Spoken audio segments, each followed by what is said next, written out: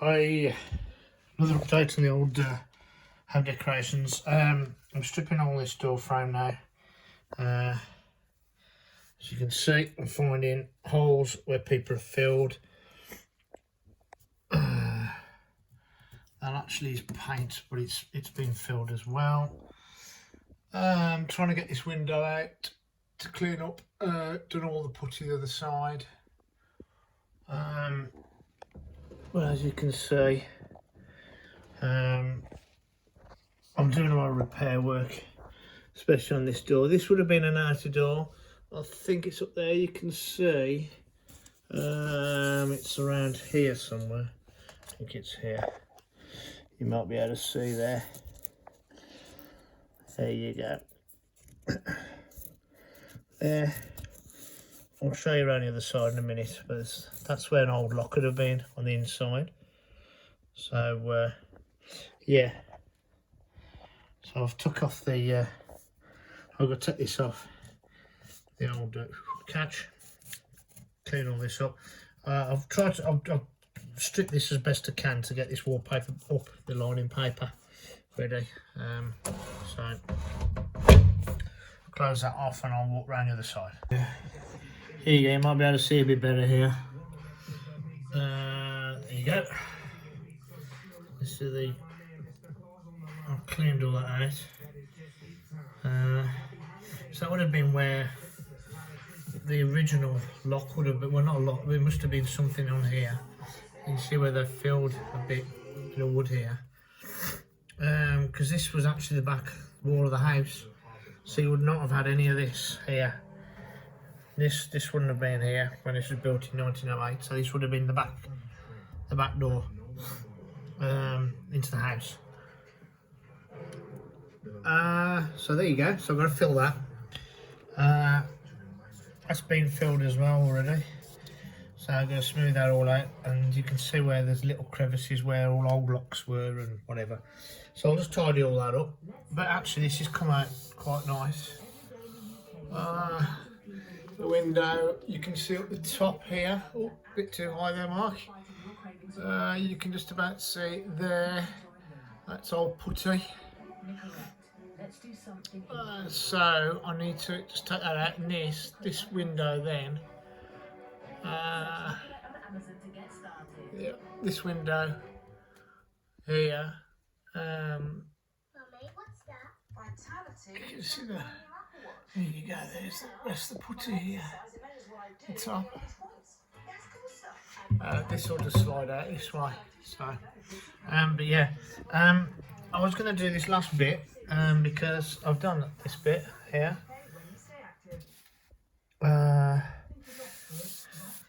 Notice one thing, because can you see the difference between the papers? Let's change the. There's a different batch of paper, so the colouring's a bit different. It's the same grade, 1400, so it shouldn't make a difference. But something you bear in mind if you are going to line your walls to paint, that you do make sure that you do try if you can get the same batch number. They just ran out of it. I'd already bought a few, so when it's painted it'll be okay. I haven't done this last bit because telly-west, as they used to be called, or telly-shite as we call them, that's the cable box, and they use torque screws, so you can't take the damn things off unless you've got a screwdriver accordingly. I have, but it's in my old car, which is on my mum's drive, so I can't take that off to get the wallpaper behind it properly, or the lining paper. And guess what? Virgin Media, who it is now, actually say if you take this off, they'll charge you. It's in their guidance. Once that's in, you can't move it. You have to ask them to move it, and they'll charge you 40 quid. Well, Virgin Media, I might have been with you for over 20 years, so you can go and sod off. I ain't paying you. But yes, that's the policy, has always been the policy. But they're absolute cowboys when they come and fit these. Absolute cowboys. They drill a hole straight through the wall. Don't give a shit about whether they blow the wall the other side. This one, it wasn't too bad. The one upstairs in my bedroom, they actually drilled from inside straight out. and blew the brick from the outside, and have never repaired it properly. The one in the front room is a little bit better, but again, they just don't care. They just put a great big drill straight through to drill a hole through the wall. They don't repair any damage, they just bodge it, and that's it. If you're there, you can tell them. The one upstairs I had where they bodged it, unfortunately my father was there, and he was downstairs letting them get on with it, and because I was at work. If I'd have been there, I would have told them, and I'd have watched them, and I'd say, you need to repair that outside as well as in. And they hadn't even bothered, because the backing plate that this attaches to, they hadn't even made sure that it's actually drilled into the wall properly to hold it, so there's a great big gaping hole. I know the reason why, because they hit an engineering brick, and engineering bricks you can't drill through really. They're pretty tough stuff. But yeah, that's the fitters for you, I'm afraid. In and out quick, do as many as I can. But there you go. So that's where I am with that little area. So apart from that, I've done all of this now. So there you go. So it's all ready for painting. These are going to be. This one's going to be changed anyway to a brass one, which is slightly long, slightly bigger. So this little bit of gap here, don't worry about that. It can be covered. The plate that comes with the brass ones, which are the same as the ones that I've got everywhere else, like over there, they are slightly larger than this. If you're going to do this properly, really what you should do is unscrew these. But I've got to go down the cellar, take all the, turn the power off for the lights, take the wiring off, isolate them, take that all off, put the paper on, reattach all that, put the power back on. Oh, I can't be bothered. So do it that way. It's not as though it's wallpaper as in the final wallpaper, so this just needs to be painted now. It'll be perfectly fine, you won't see any of that. It'll be covered up. Just a few touch-ups then, such as this, because I did gloss this initially. Just a bit of touch-up there when I do all this glossing and everything else, so that's fine. And then once this is all painted, I'm going to be running a bead of silicone, white silicone, all around the edges to neaten it all up. I've got to make wooden boxing to box all this pipe work in, which I think I mentioned before, so that will cover all that up there as well. And I'll be using some skirting board, which I've got down the cellar, which is exactly the same, so it'll all match. So there you go. So yeah, it's getting there. There you go. So, almost there. Cheers guys, bye.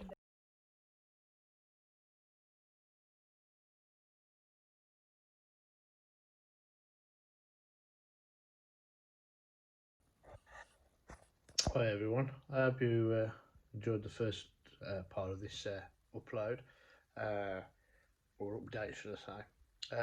Just going to show you the bits and pieces I've done since that part, and hopefully you like the results so far.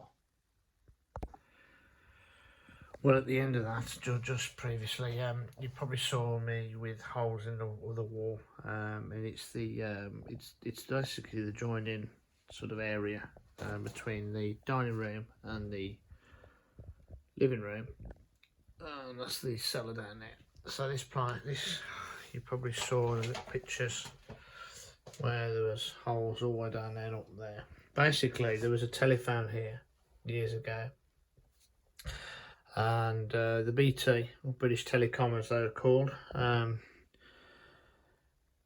the line is outside in the alleyway, and it comes through came through the wall here directly into a box, and it hasn't been used since Telewest put or Virgin Media put their thing in through the front. So it's never been used, so I've took that off. I've filled the hole.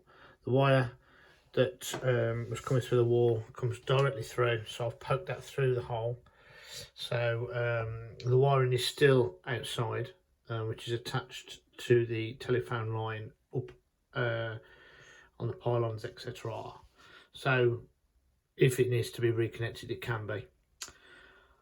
But whoever was beforehand, 20 odd years ago, decided to put the line for this telephone box, an extension from this telephone box upstairs. they put the line all the way, sunk it all the way in the plaster, all the way down here, and then all the way up the corner, all the way up, and then through the ceiling there. But what I also did, because this telephone that was here had a cassette player answer machine thing, that's how old it was, it had to have power, and to get power, what they did, the telephone came with an adapter. The adapter was plugged up basically upstairs on the landing in a normal wall socket. I poked the line through the recess down here, and then brought it basically across here, and the wire came out the wall here, and then plastered all over it. I've always been meaning to remove it, and this time I've done it. As I said, I'm doing this properly, so I've pulled it all out, hence why you saw them pictures of all of that. So I've basically replastered the wall. I've replastered all the edges of here as well, because they were a right mess. They weren't square or flat. So I've replastered all of that, and I've tidied everything up. All the wall, you don't really see any of them here because the shelves up here, but I've replastered it. Hence why this is taking so long, because I'm replastering walls as well as doing all the other bits, so it's done properly. But I've done the lining now, it's all done. Just stripping the last bit of paint off here before I'm going to then undercoat and prep it all. Just got a little bit of old white paint to get off here and a bit on there. But as you can see, all of this has been lined. I'm just starting to do down here. This is how thick the paint is when you take it off, as you can see. And when with the heat gun, I'm getting all this black muck off the back as well. It's like I said before, it's had so many layers of paint. I mean, you know, it's got 100-year-old paint, and you probably can see. I think I can, let's see the green fleck in there. So obviously these were green at some stage. So everything was green, good old-fashioned green colour. That's probably got blooming lead in it. But anyway, that's how thick it is. So I've actually put paint stripper on it to get the white starting to go, and then I'm using a heat gun. And it's coming off. It's coming off all right actually on the main parts here. It's these little intricate bits which is a pain in the butt, and these are new COVID bits. And to be perfectly honest, they're a pain, because this actual camel colour thing is actually paint, which I didn't think it was. I thought this was the paint. That's actually paint that's soaked into the grain. This is actually paint on top of that, which is the primer, some more primer, which wants to be in the original colour, and then the white paint on top again. And obviously when we moved in 23 years ago, I just put paint over the top of that. So you can imagine how many layers of paint I'm taking off those, hence why these don't, they sort of stay a bit white before I paint them. But this lot is the original. There's some nooks and crannies in here, and I'm not filling all of it because it's a bit of character. But I want to get all these recesses, like I said before, I want to get all these recesses cleaned out. So when you paint it again, it's just a nice thin coat of gloss paint, and it just sets it off. You actually get the trim to actually look like trim, and all the edges and the profile of them all is all nice. So yeah, there we're at it. And so basically I've done the dining room, as in all the lining of the walls and filling of holes. I've done all of that area now. I've just got to fill that. So I have actually filled that. So basically I've just got to clean all that up and paint it. But everything is lined. Things are slowly going back up. So it's just this area now, which I'm going to be doing tonight, which is dead easy. There's nothing to be filled in here. There's nothing to be repaired at all in here now. This is all ready to go. These have got to come off again, and the lining paper's going up. But yeah, bit of a pain in the backside trying to get these around here. I'm going to do some dado roll here just to neaten this off. But again, that can wait. That's not got to be done straight away. So yes, got to go and order some paint now. Get it all painted. I think we're going to go for like a plummy colour on just the chimney breast, and then a very light slate colour on the walls to keep it light. So give a bit of contrast with the white gloss, but it won't be dark slate, really dark. It'll be a lot of light slate. So you've got the contrast between the two, but it's still lighter. So imagine as well when you put light bulbs in your light fittings, it still looks a bit of a tip. All this will then be cleaned all out, all these boxes and all the junk and rubbish, and this TV's got to go upstairs and be mounted. Got the mounting bracket here, and that's an old Commodore Amiga 2000, all done up, still works.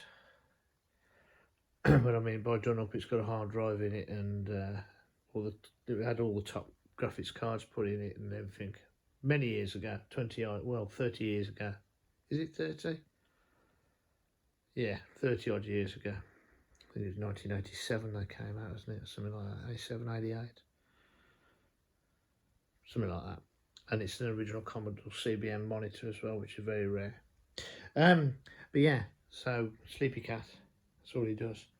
So there's lots of rubbish to move out, but once it's done, this is going to look nice. I've done a proper job on it, you can see. All the gloss looks nice, neat and tidy. So I'm pleased with that.